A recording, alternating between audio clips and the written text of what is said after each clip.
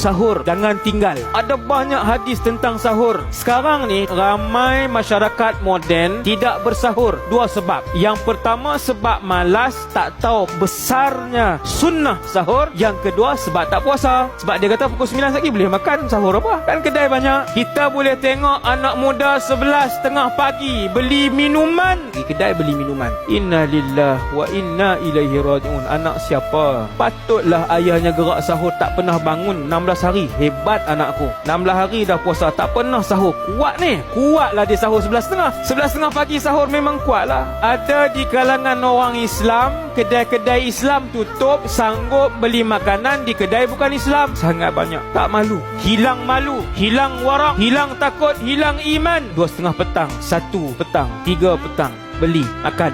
Ustaz mana tahu dia beli ke anak dia sakit ke.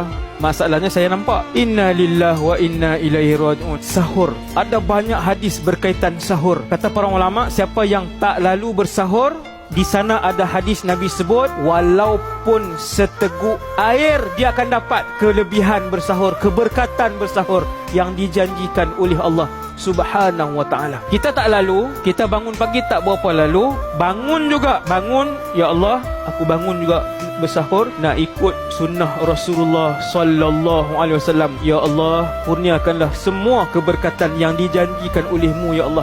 Ada banyak rahsia sahur yang disebutkan oleh Rasulullah. Bersahur walaupun seteguk air.